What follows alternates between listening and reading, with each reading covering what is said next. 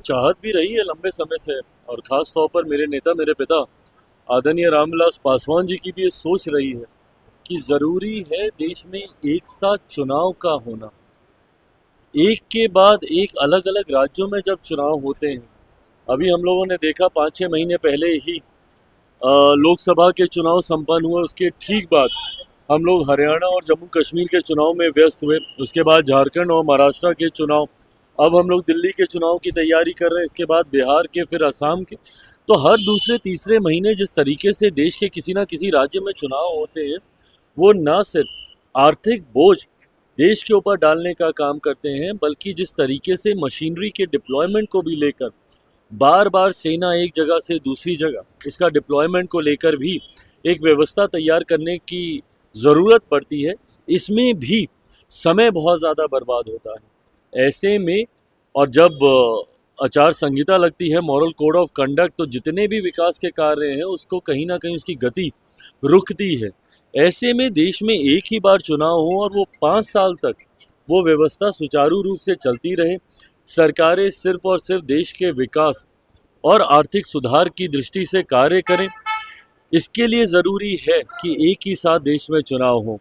हम लोगों ने भी जब पूर्व राष्ट्रपति जी के नेतृत्व में इस समिति का गठन किया गया था, उस वक्त भी पार्टी की तरफ से इसके पक्ष में हम लोगों ने अपनी बातों को रखने का काम किया था। आज जब इसको धीरे धीरे धरातल पर उतारने का प्रयास केंद्र सरकार के द्वारा किया जा रहा है, लोक जनशक्ति पार्टी रामविलास पूरी तरीके से मजबूती से इसका समर्थन करती है। विपक्ष को हर उस फैसले से ऐतराज है जो प्रधानमंत्री नरेंद्र मोदी जी के द्वारा लिया जाता है।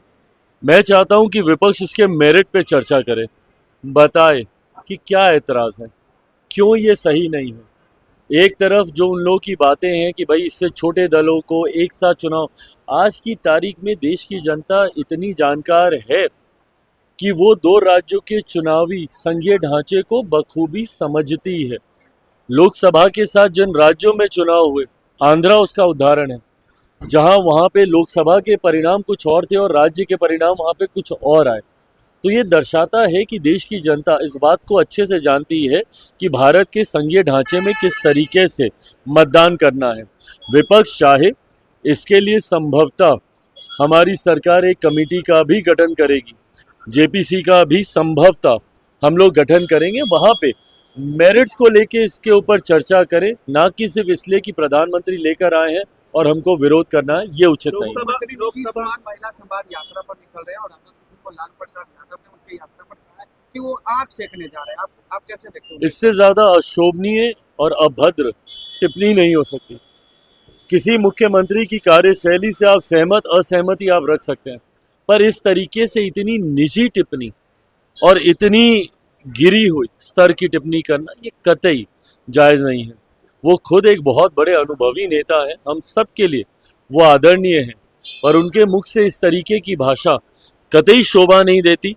मैं मानता हूँ सत्ता की जिम्मेदारी है कि जब आप सत्ता में हो तो जनता के साथ निरंतरता में आप संवाद साधते रहें, और इसके लिए ज़रूरी है मुख्यमंत्री जी जिस तरीके से इस दौरे पर निकल रहे हैं, मैं मानता हूँ 2025 के विधानसभा के चुनाव में हम लोगों को इसका लाभ जरूर होगा। लोकसभा में संविधान पे चर्चा हो रही है और अपोजिशन कह रहा है कि आप लोग संविधान को तार-तार करते हैं, फिर उसको ढाल बना के इस्तेमाल करते हैं। जो लोग संविधान को अपनी पॉकेट में लेके घूमने का काम करते हैं वो कभी समझेंगे ही नहीं कि संवैधानिक मर्यादाएं क्या होती हैं। जिन लोगों ने संवैधानिक पद पे बैठे हुए लोगों को भी राजनीति से अछूता नहीं रखा, उनके ऊपर भी टीका टिप्पणी करने का काम किया, वो कभी संवैधानिक मर्यादाओं को नहीं समझ पाएंगे। और ये उसी दल के नेता हैं जिस दल के से आने वाले प्रधानमंत्री ने देश में आपातकाल लगाकर सही मायनों में संविधान की हत्या करने का काम किया था, सही मायनों में लोकतंत्र की हत्या करने का काम किया था। आज जब ये लोग संविधान का जिक्र करते हैं तो ये हास्यास्पद लगता है। इसीलिए जब संविधान पर चर्चा हो रही है, इन लोगों ने हर विषय पर चर्चा की, पर इन्होंने कभी उस काले अध्याय का विपक्ष के नेताओं ने जिक्र नहीं किया, जो कि इनकी वजह से आज भी लाइक अ ब्लैक स्पॉट हमारी डेमोक्रेसी के ऊपर, हमारे लोकतंत्र के ऊपर एक धब्बे की तरह। सवाल सर, प्रियंका गांधी ने कल अपनी स्पीच में कहा कि मौजूदा सरकार लैटरल एंट्री के जरिए से और प्राइवेटाइजेशन के जरिए से आरक्षण को खत्म कर रही है, कैसे देखते हैं? इसकी शुरुआत किसके समय में की गई थी? लेटरल एंट्री की शुरुआत इन्हीं विपक्षी दलों की सरकारों के वक्त की गई थी। इस परंपरा की नींव इन लोगों के द्वारा रखी गई थी। पूर्व प्रधानमंत्री बता दें किस व्यवस्था से आए थे? क्या वो लेटरल एंट्री के माध्यम से नहीं आए थे? तो ऐसे में जब आप एक उंगली किसी और के ऊपर उठाते हैं, और कम से कम मेरी सरकार, मेरे प्रधानमंत्री इतनी संवेदनशीलता तो रखते हैं कि जब उसको लेकर ये विषय उनके संज्ञान में दिया गया, उन्होंने तुरंत उसको रोल बैक करने का काम किया।